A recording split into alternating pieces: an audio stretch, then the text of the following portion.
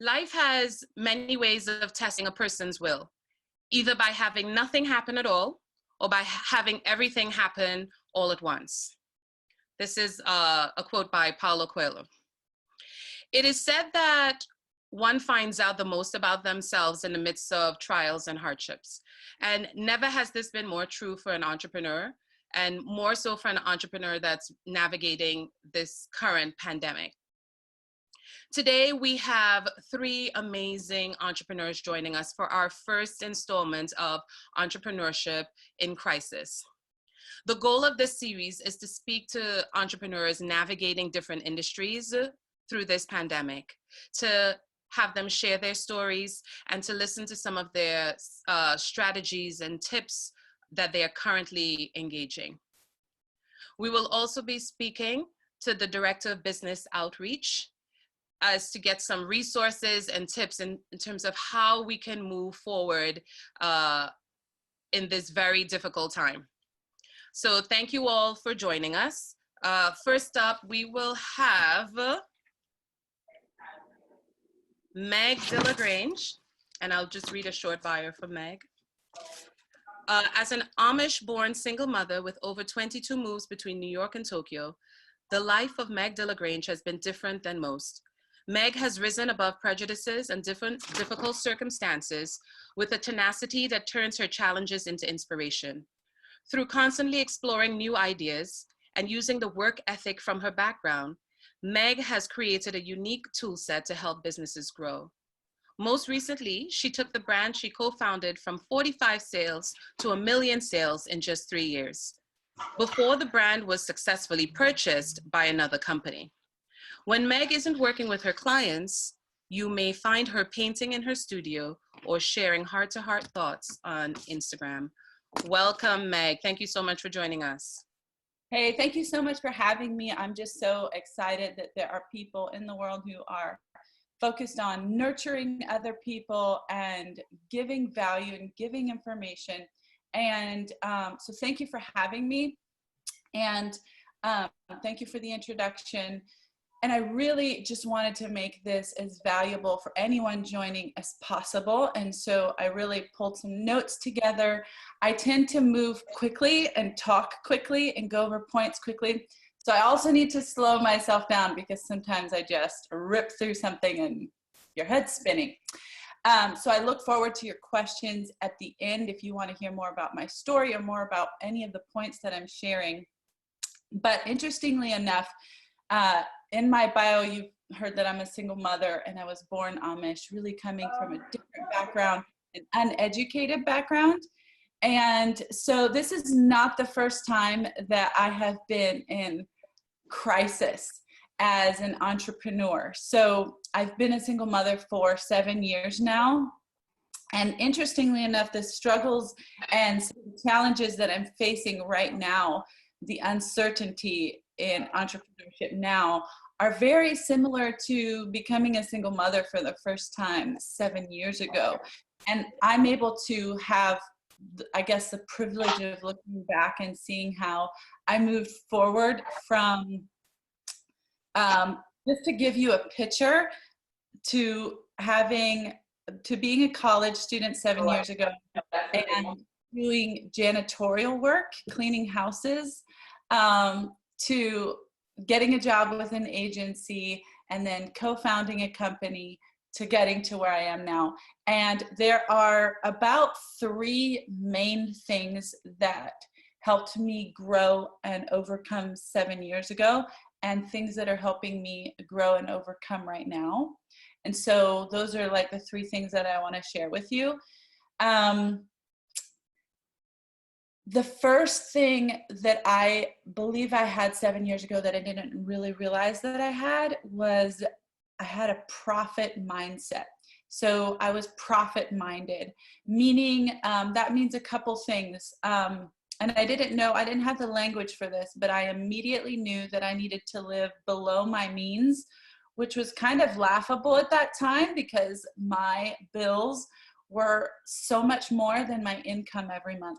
But I went ahead and I made a budget. I went ahead and I put structure in place so that even though like it was almost like I was thinking long term and I was thinking ahead, I knew that I wasn't always going to be in these circumstances, even though I hadn't owned my own business before.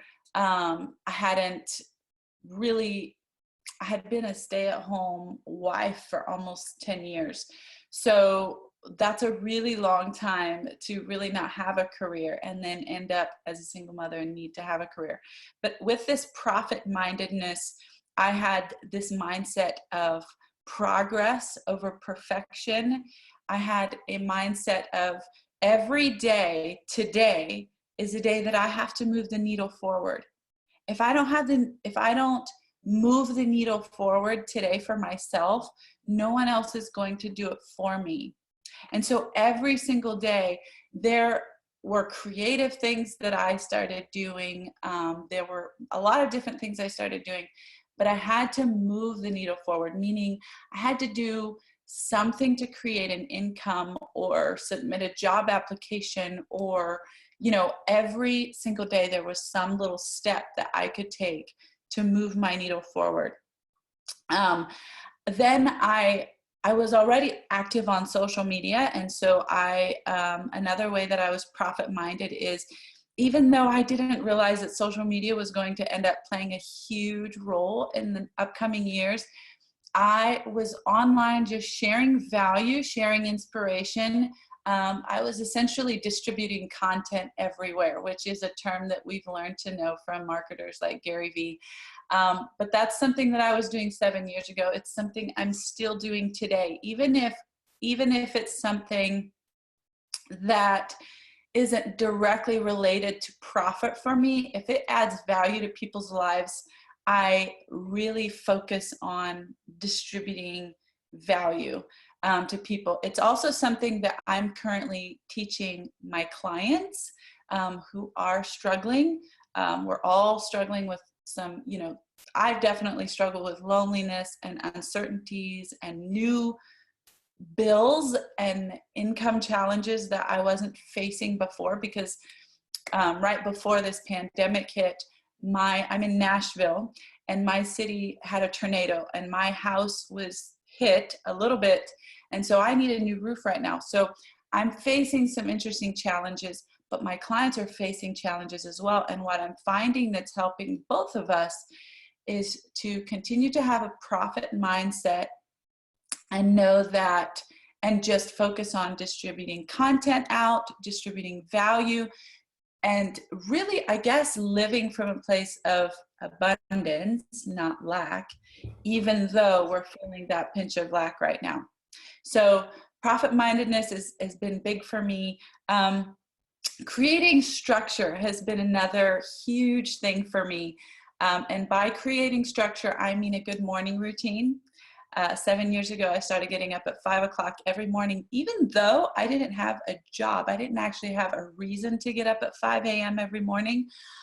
I was just insanely obsessive with personal growth at the time. I somehow had the self-awareness to look at my life and see that if I was ending up in divorce and ending up in dire circumstances where I had nothing and I had no education and I had no idea how to make it forward, I just began consuming the content of successful people, and I paid attention to the habits of successful people, and I began to implement those even though I didn't have a job, and then I had 3 jobs and so on and so forth.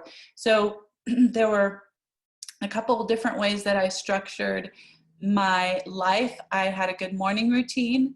I created the budget, as I said before, and I was exercising every day, just disciplining myself.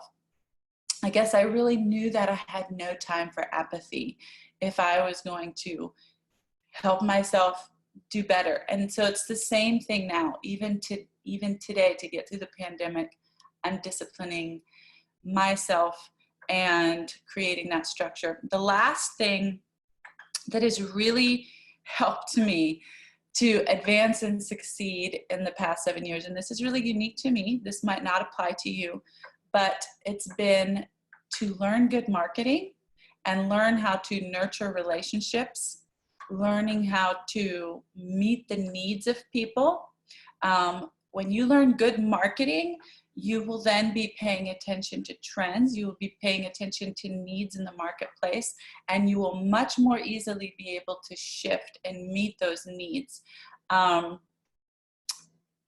For just 2 examples, one of my clients actually shifted her offerings and began sewing masks. Within 24 hours, she sold out of her first batch of masks that she sold, or that she sewed, and she's been sewing ever since. So she shifted to meet a need in the marketplace. Another client of mine owned a spray tanning business, and she also had a self-tanner that she sold online. Well, when the pandemic hit, she shifted from doing in-person events and in-person sessions to really creating ads and creating partnerships to sell the self-tanner online. And she just told me that she's had her highest grossing 30 days. I believe 47,000 in the past 30 days. And her highest grossing month before that had been 16,000, which was really good. So just pivoting and learning how to speak the language of your client, which is a very niche way, your customer speaking their language. Those are just really effective ways that I have, or effective, that has helped me be effective. To learn to speak, to solve people's problems. There are actually 7 core motivations and 7 types of problems that every human being has. And so I study those, and I help my clients know what those are for their people. And I know what they are for my clients. And so when you're here to serve people well, which is what I think good marketing is, I think you're always going to make it through anything and thrive through anything. So, Antonevia, I didn't look exactly at my time when I started talking, and I really don't want to go over 10 minutes.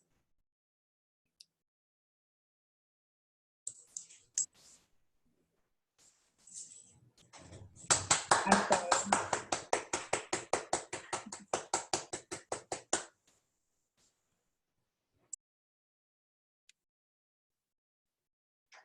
I don't know if we have a signal for when we're at, I think we'll just pass to the next person. I'm so sorry, you're muted. Antonevia, you're muted. You're muted, Antonevia. Yeah. Yeah, so sorry, I can't hear you. Sorry, I'm sorry about that. Thank you. We should have hand signals. Thank you so much, Meg. I think that was invaluable information. Next up, we have Michael Quinn. Yes. Michael, thank you for joining us. Thank you, everyone. A short bio on Michael. Michael is currently the founder and co-owner and chief engagement officer of Feltman's of Coney Island, which is an historic food brand supplying premium hot dogs and mustard products to over 2,000 supermarkets nationwide, as well as restaurants, arenas, hotels, and airports. Feltman's also sells their products via e-commerce on Amazon, jet.com, and directly via feltmansofconeyisland.com. Welcome, Michael. Thank you so much for having me. How's everyone doing? I know everyone's on mute, they can't answer me, but I'm just happy to be here. This is just wonderful. Just an extra thing I get to do, being stuck here in my apartment in New York City. But I'd like to just kind of give a little background of myself, and also my business, which actually goes back to the 1860s, the Feltman's name and brand and business. But I am an alumnus of St. Francis College, and I went to St. Francis College in the early to mid 90s. Now, if anyone remembers those years, the Clinton years, the economy, this is the advent of the internet, and the economy was just booming. I mean, I remember graduating, and they were literally giving out jobs on Wall Street, on street corners. It was that good, the economy during that time period. But But anyway, I grew up in, I'm a Coney Island native and historian. I grew up in southern Brooklyn. And I had two younger brothers. And as young boys, we always wanted to start a business together. You know, that was something we always had a desire to do. Tragically, one of my younger brothers died on 9/11. And my surviving brother was a West Point grad. He did 10 years in Iraq and Afghanistan. And I always had this interest in bringing back this Feltman's name. Now, I don't know if too many people know the history of Feltman's, but our founder, Charles Feltman, invented the hot dog back in 1867 from a pie wagon at Coney Island. And about 10, 15, 20 years later, he had the largest, most extravagant restaurant in the world. And my grandfather was a patron there, and he happened to be able to get the recipe from Feltman's hot dogs, which I had since 1992. So I had this unique recipe that I had no idea what to do with for years. When my brother came back from war, we decided, in memory of our grandfather and our brother that we lost, to revive this historic hot dog brand. Now, at the time, I was working as a teacher, and I was doing history tours and things like that. And I decided to, you know what, let me just go all in on this. So I started very small, very humbly. I was doing, the gentrified areas of Brooklyn. I was doing pop-ups with the hot dogs, and I was selling them in, little beer gardens and places like that. And of course, family members looked at me like, what are you crazy? You have a master's degree, you're educated. You decided to sell hot dogs. So and then there was, I opened up my little takeout window in the East Village, New York. A gentleman by the name of Lorcan Otway, amazing place called the Museum of the American Gangster at Theater 80. So I started with this little takeout window, and I'm selling here I am in my, just turned 40 maybe, and I'm selling hot dogs out of this little window. But by day 5, Gothamist wrote, behind this tiny window is New York City's best hot dog. And then from there, it ended up, New York Magazine, and it was just, the acclaim was just incredible, But here I am, just selling these products, and then all of a sudden, I get, someone approaches me and say, hey, I own this butcher shop. Can you package them? And then another person asked me. So all of a sudden, I started to, maybe I'm better off selling the branded product as opposed to running this little kitchen window and doing pop-ups. And then eventually we were able to bring Feltman's back to Coney Island for a couple of seasons at the original location where Feltman's restaurant was located. And then right now we're at a point where we're like I said, thousands of supermarkets. And it was an interesting transition.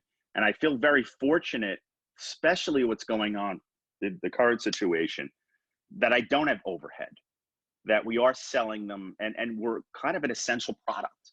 The product itself, the hot dogs are, packaged. We're in, again, Whole Foods, we're in arenas, we're in, all these different restaurants, but it even, it's just all over the country. So it's just, and on the online sales have just been also a saving point. So, and, from a marketing perspective, we're very sensitive right now, very sensitive as far as how we approach today with the brand. I'm talking about since the pandemic started a month ago, because, we are doing pretty well, but the important thing is strategically is to be ahead of the curve. And as a team, the Feltman's team, we kind of looked at the worst case scenario. You always have to look at the worst case scenario, and you always have to plan for that to survive. And, I'm talking about like over a month ago, we saw what was happening. We decided right away, we're buying 120,000 pounds of beef. We're going to store it separately just in case there is a shortage. And we're starting to see that there may be a shortage. We started to produce every single day, even if there's not a PO. Right now, we're producing hot dogs. So, I don't know how many other companies kind of have that, that hindsight, what I'm saying? So it was very important that we did that. And then from a marketing perspective, we have a program right now. If you go to our website, feltmansofconeyisland.com, we have a care package program. So what we're doing right now, you can nominate someone, someone who works in a hospital, a nurse or a doctor, who you think deserves a free care pack from Feltman's. And also, you know, we're sending out on our own care packs to first responders, you know, to people that work in hospitals, to, you know, the FDNY, the NYPD. So it's kind of what we're doing right now, because you have to be very, very careful from a marketing perspective right now, not to, you know, to toot your own horn right now that you're doing well. And I think that's very important as far as that's concerned.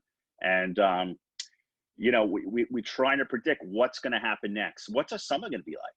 Because like the past month, this has like been like July. So what's going to happen when summer now, you know, is there going to be a grilling season? You know, now a lot of these places now that we're selling out. I mean, I'm sure, I don't know how many people have been visiting supermarkets. Hot dogs have been like, you know, usually what we get a PO a month for each supermarket chain. You know, they've been selling out every 2 to 3 days. So that's why, you know, we have to really ramp up production. We really, right now, I think it's been about, you know, our sales, I like to use percentage, gone up about 200%. You know, I feel like, you know, what we usually do in sales per month and a half, we've been doing per week. So, and, you know, it can be challenging, but I'm very fortunate. My brother, who's a partner in the business, he's, like I said, a West Point grad. We hire the core of my company, Feltman's of Coney Island, are Army guys, and they're very good at operations, you know, chain of command. You know, they have the essential tools and talents to run a business like this. My brother just started CEO of Feltman's on Monday. I focus more on, you know, have me CEO of the engagement officer. So I do more of that type of work right now. But it's really been an interesting ride up to this point. And it's exciting. And it's really brought us, this whole pandemic, just was so close and tight knit. Like this Zoom has been my job full time. So we have meetings all through the day, whether it's the supermarket buyers, whether it's you know, the members of the Feltman's team, with my publicists, with, you know, so, and it's just, it forced us to be a tighter, you know, just well-oiled machine. So, you know, we talk about silver linings. I mean, I think it's been great for us, but I just don't want this to go on for too long. Even though we're doing well, I kind of do want to have somewhat of a summer, because it is our business. You know, it's a seasonal business, hot dogs, obviously, you know, so it's something that that I'm, you know, I'm hoping eventually will come to end, like we always, like all of us do. So Thank you. So I don't know if that was 10 minutes or you. No, that's great. Thank you. Thanks. Thank you so much. Next up, we have Melissa Manning. Welcome, Melissa. Melissa is a serial entrepreneur who has started 13 businesses in 8 years. She currently has 2 coffee shops, a bar, restaurant, a yoga studio, a coaching agency, and an inspirational platform for entrepreneurs. Her mission is to use the tools and techniques she's learned over the last 8 years to support, inspire, and encourage other existing and budding entrepreneurs on their journey. Hi, Melissa. Hi. So I just want to say hi to everyone and thank you all so much for being here. Thank you everyone from SFC Antonevia for putting this together. This is awesome. So a little bit about me. I grew up in Long Island and then I moved to Virginia. And as soon as I moved to Virginia, I said I need to get back to New York. So I was able to get myself a scholarship to SFC. And I graduated in 2010, so 10 years ago, 10 short years ago. It went so fast. And so pretty much as soon, I mean, even in middle school, high school, I was always reading and learning about entrepreneurship.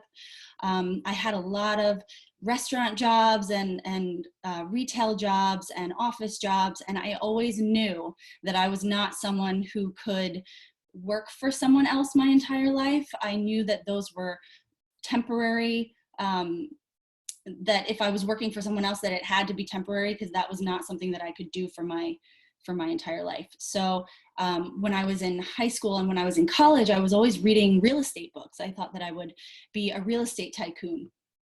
And so as soon as I graduated, I was able to get a full-time job.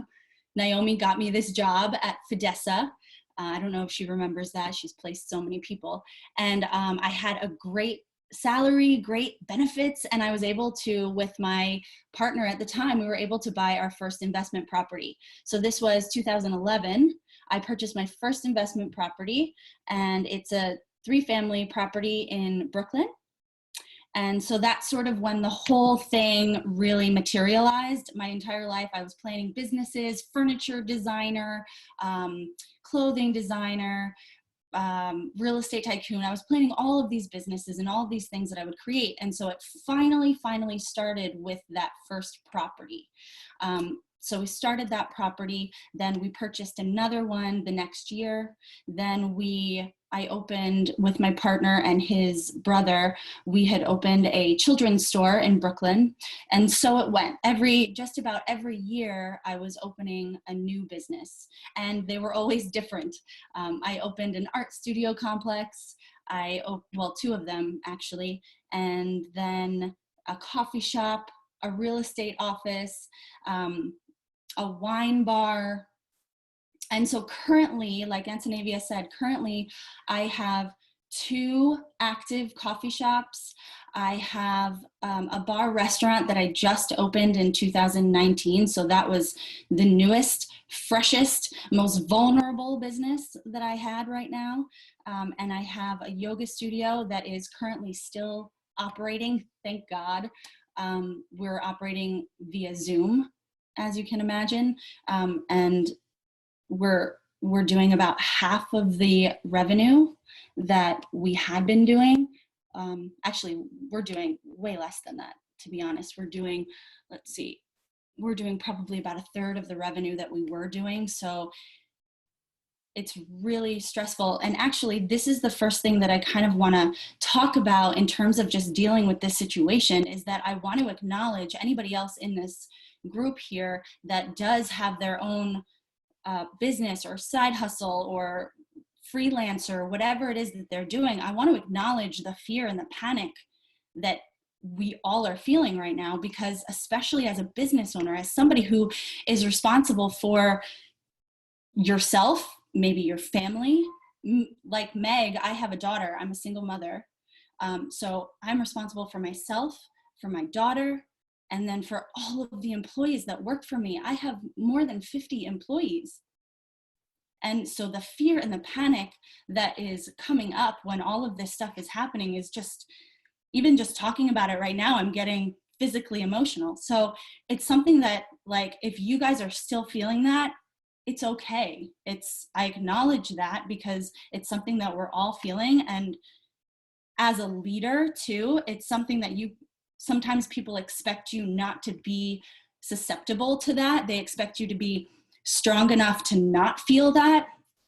And that's not possible. We're still human, and we still feel that fear and that panic. So I think the first thing is kind of being able to harness that in a way and like deal with that and sort of get a grip on that intense emotion that I'm sure you're feeling, and figure out how to just sort of hold it in a way that you can move forward.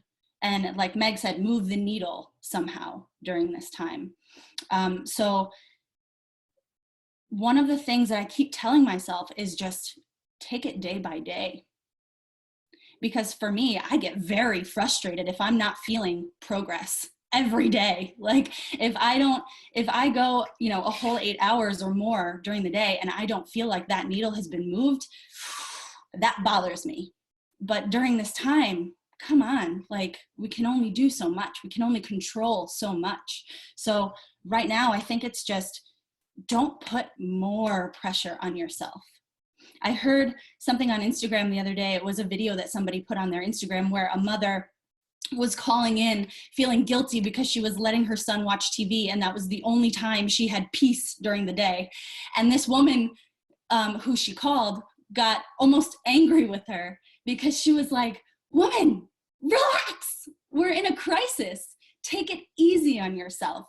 Do what you need to do to get through this. You know, like if the only way to get peace is to put your son in front of the TV for 2 hours, do it. It's not going to hurt him. So same thing, if you're not a parent, that's okay. Same thing with your business, with all of your responsibilities. Just don't add more pressure onto yourself. Right now, this is a crazy moment. We don't know what's going to happen from now until tomorrow. Honestly, even by 6 p.m. tonight, things could change. Like, it's so tumultuous that it's not worth adding more pressure to yourself. Do what you can, pat yourself on the back, take a breath, drink a martini, and do what you can within reason to move the needle forward. The second thing I want to say is that this time, as crazy as it is and as scary as it is and as much fear as we feel, there's a lot of opportunity here. This is when the new, like, awesome startups start. Airbnb, Uber, Venmo, more. There's a bunch more from 2008 until now. That's when those started. That's when I was able to buy my first investment property, because of 2008. The market was still low enough that I, with my measly 50 grand a year, could buy a 3-family property in Brooklyn that's now worth over $1 million. Like, that doesn't that you couldn't do that 2 months ago.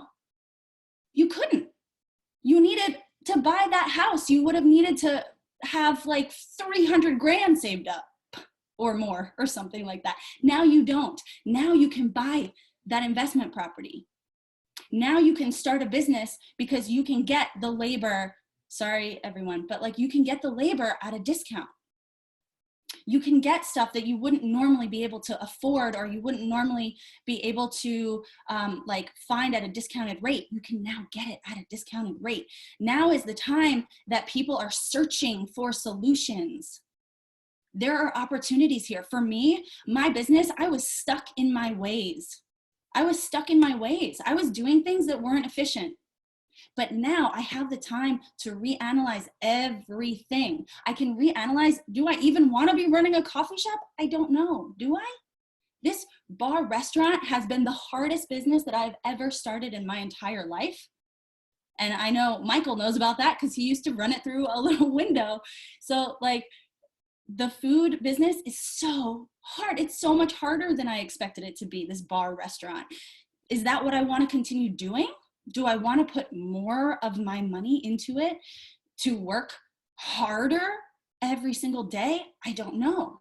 And now this is giving me the opportunity to analyze all of those things and kind of just redecide what I want for myself, my future, my family, my daughter. Do I want to live in New York? Do I want to live somewhere else? It's giving me that opportunity to readjust and create a new vision for my entire life. And not only that, I mean, so much of the time we have these great ideas. Like, we probably have a great idea a day and we don't even notice it because we're so used to not taking action. But now is the opportunity that when you have that idea, write it down and just take 5 minutes. You don't got anything else to do. Take 5 minutes and figure out, could I do something with that idea? Michael had a hot dog idea and he made this crazy big company. You know, it's like you could have the smallest idea that you could never imagine becoming a multi-million or even $1 billion company. And look at Meg, she started with this small company and she grew it into over $1 million. Like, we can do this with all of these little ideas. Now we have the time. So consider those ideas that you knew were good. You knew it was a good idea, but you were like, nah, ain't got the time. Now you've got the time. And you might be able to find the money. You might be able to find the money. If that business that you were running, you just can't reopen it, get those loans from the state, from the government. Get the loans that you can get and put it towards this new idea. or adjust your business. Like they've already said, pivot, adjust your business, adjust your offerings, find something new to create. If my friend has a knitting company and she's here, Knitwise, she created this knit. This is the perfect time. You guys, we're sitting here 8, 10, 12 hours a day, twiddling our thumbs. We could be knitting some sweaters. You know what I mean? And then, is that 10? Roughly, do you have any closing? I just have one last thing. So the other thing is just, and again, Meg mentioned this, so I just want to hit on that again, is just keep your mind strong. Don't sit and watch Netflix all day. Of course, give yourself a break, watch some Netflix. The Society is really good, but you know, keep your mind strong. Read books that are inspiring you, watch videos that are inspiring you. Come to these kind of talks that for sure have to be inspiring to you. So like, keep doing that, the routine. If it's running, if that's what like gets you kind of pumped up and going, do that. Read, watch videos, like just keep your mind strong and keep your mind looking for the new opportunities. I feel like I got real excited there. So thank you guys for listening. Thank you so much, Melissa. Thank you so much. Next up, so we've heard from our 3 amazing entrepreneurs. Next up, we're going to hear from Deshaun Mars. Deshaun is the Director of Business Outreach at the New York City Department of Small Business Services. In this role, Deshaun leads the outreach team's efforts on behalf of the agency to engage with entrepreneurs, business owners, community-based organizations, and chambers of commerce throughout New York City. Prior to his work in city government, Deshaun held a number of different roles in the education and nonprofit sectors at the Cypress Hills Local Development Corporation, Good Shepherd Services, and Teach for America, New York. Deshaun is also a proud New Yorker, born and raised in Brooklyn. Welcome, Deshaun. Thank you, thank you. And I don't know why you have me going last to follow all those inspirational entrepreneurs, but that was amazing.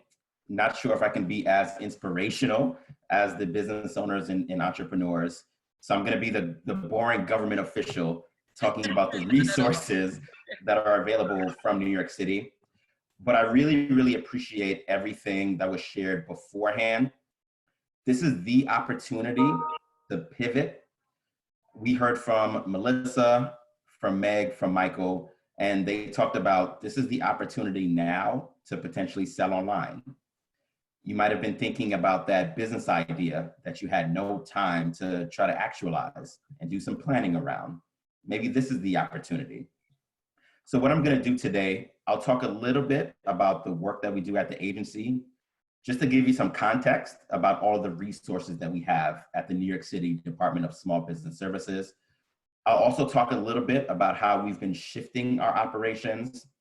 Now, city government, our agency, we are not entrepreneurs, we are not businesses, but we've also had to think strategically about how do we shift our operations to do things differently, because we have a lot of people that are counting on city government to make sure that the resources are available to support our entrepreneurs and business owners. So I'll talk a little bit about how we're shifting things ourselves to better serve New Yorkers. So our agency, not sure if everyone has heard about what we do at SBS, but we are the government agency, your city resource to help you start, operate, and grow your business. So no matter if you are an entrepreneur and you've been thinking about that business idea, but you're not quite sure how to get it off the ground, we have free business courses that you can take around what are the first steps to actually starting your business. We know that everyone who has a business, you need a business plan. Included in your business plan, you need financing. So we have a number of different courses and resources to help you get started. After you've gotten your business plan, you've been thinking about your financing, maybe you're thinking about what type of corporation should I have? Should I be an LLC? Should I be a sole proprietorship? Should I be an S Corp? We have lawyers that can work with you at no cost to help you officially incorporate your business. So no matter what resource you need to get your business up and moving, you can come to the city for those resources.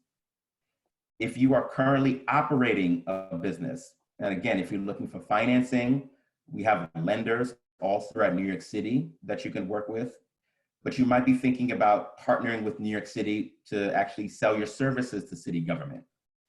A lot of people don't know this, but city government, we actually buy a lot of our services. So you might be a manufacturer, you could be a restaurant, maybe you can cater some things for different city agencies. So we'll work with current business owners to help connect them to opportunities to contract with New York City. So that's a good opportunity for any of the students or anyone who has a business in New York City. There's an opportunity for you to grow your business by working with New York City. So I mentioned the financing, I mentioned contracting with New York City.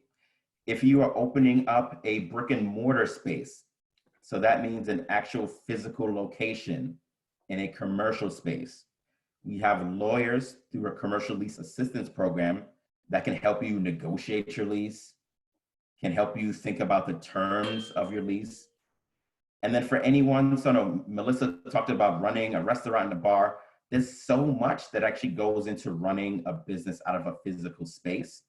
So we actually have a team at the agency that can walk you through interacting with any of the other city agencies that you have to work with if you have a brick and mortar commercial space. So there are a number of resources, starting from business courses that you can take, all the way up until you may need to work with a different city agency and you're not quite sure what all the new rules and regulations are. Those are all some different things that the agency can provide you. Now, pre-coronavirus and pre this epidemic that we're in right now, we have over 25 walk-in centers that are both business solution centers where you can get business services. So again, any of those business ideas that you're thinking about, we have local centers where you used to be able to just walk in and talk to one of our staff members about your business and what resources you're looking for.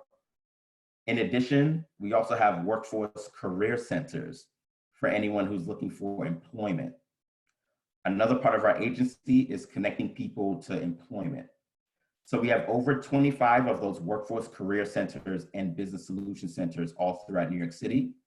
But because of the coronavirus, we aren't doing our in-person consultations anymore. So we've shifted online. So for anyone here who's looking for employment, you can go on our website, nyc.gov/SBS, and I'll make sure that we put that into the chat box. But we're actually doing consultations online. So if you want to connect with any of our staff members and think through your resume, talk about what your skill set is, talk about who's hiring in New York City, we're still operating, albeit we're doing everything that we're doing online. Now, I just want to point to a couple of things that I heard the entrepreneur said earlier, which really stuck a chord with me. So I heard pivoting, I heard the word adjust a lot. So we've had to pivot our operations. So a lot of our work, my team, we do external affairs, we do outreach, we are out in the field, hosting events, doing presentations, talking to business owners and organizations about how they can get connected to resources from the city. We obviously can't do that in person now, but our team, we've been on so many webinars over the last couple of weeks. So I'm starting to play around with my lighting in my place, trying to figure out all my angles for my Zoom. But we've had to shift our operations to make sure that we're still able to serve New Yorkers. So that's one small thing that we're doing. Michael talked about always having a plan and thinking through the worst case scenario. I'm going to highlight one program from the agency that can be useful for any of our business owners and entrepreneurs here. So with the coronavirus, an emergency, your business had to shut down. So you might be thinking, what do I need to have in place so I can continue to operate? So that might be shifting your operations online so you can still generate some revenue. That might be shifting what your business plan is and doing something maybe a little different during this time. But no matter what the emergency is, you need to make sure that you're always prepared. So we have a program where if there's any business disruption, we have a program to help set you up so that you're prepared for that next disruption. Now, you might be thinking, what's a disruption? It could be a global pandemic that we're experiencing now. It could be Superstorm Sandy a couple of years ago, where a number of businesses had to close. 9/11, a lot of businesses had to close after 9/11. But it also could be a fire in your place of business. What if there was a water main break on your block and you need to shut down the business? So then there's no more foot traffic and you need to shut your doors for a period of time. We have a program that can help prepare you for those next emergencies. So for anyone who currently has a business, you can come to the city and we'll help you with your emergency planning, because we're seeing now that if you aren't able to shift online or you're not an essential business, that your revenues are dropping considerably. So we want to make sure that you can put some things in place in case another disruption happens. Last thing, I know Melissa, I believe you talked about some of the funding and loans and financing that are available right now. For any current business owners, the federal government has a number of different programs to help you get through this time. So one is a paycheck protection program. So for anyone who employs staff, there's a program where you can get help with your payroll costs. There's also some funding for an economic injury disaster. So if you need to shut your business down for a period of time, the federal government also has some loans that are available. Now, things are very, very hectic, both at the city and the federal government level. So I know a lot of people are applying for unemployment. They're applying for the financial resources that are available, but the system is oversubscribed now because there's so many people that are applying for all of these different programs. So the one thing I'm telling folks, you need to be patient, but you also need to be very persistent. So I'll make sure people here have my direct contact information. Remember, you need to be patient because there's so many people that are applying for these benefits and applying for all of these programs, but you need to make sure that you're persistent and that you're getting what you need. So just think of New York City, think of myself, think about us as resources to help you get through this time. But just know that there are a number of resources that are out there. The city has been shifting our operations to make sure that we can accommodate what you all need as the business community. So we are here as a resource. Our agency is here as a resource. I'm here, our team is here, but you can still get access to all the resources at SBS to help you start your business and to help you grow and expand so that we can get through this time in a much better place.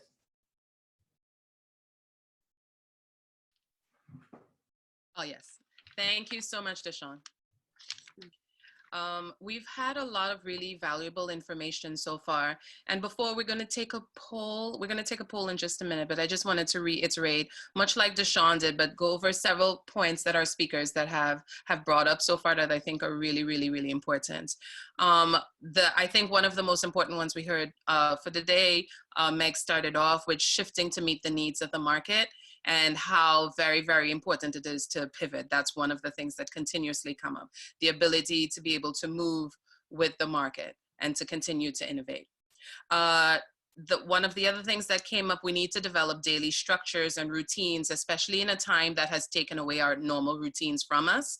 We need to make sure that we maintain those daily routines if we wanna be able to navigate this crisis. As Melissa said, give yourself a break. Take time to reevaluate your vision. Give yourself a break and take time to reevaluate your vision. Michael, what stuck out with me, Michael, when you said you hired Army veterans. Yes. It stuck out to me because it said you were hiring the right people for the job in terms of what you were like, you spoke about their qualities and how that applies specifically to your business. And I think that's one of the most important things that you can do is make sure you hire the right persons with the right tool sets. It might help with frustration in the long run. Yeah, I just feel, for me right now, what's most important to my business is the partnerships. Yes. Not only, we have about a dozen core team members at Feltman's, and like me, they treat this like a religion. They're just, they eat and breathe this business, every aspect of it. Yep. And those are the people you need. It's not all about you. In the beginning, it was just me. And also our partners, some of these supermarket chains, we have some really good partners and really partners that are not great at all, that don't help us. So it's just that partnership and having people on board that have that same passion and that same focus that you have. That's the whole thing for me right now. Absolutely. Absolutely. Yeah. And one of the things that Deshaun mentioned that stuck out to me was patience and persistence. Especially since we're all indoors right now, it is so terribly difficult to be patient. And sometimes, you know, you're tired of being persistent. You just want it to move already. And so I think those two are also key if we're going to move through this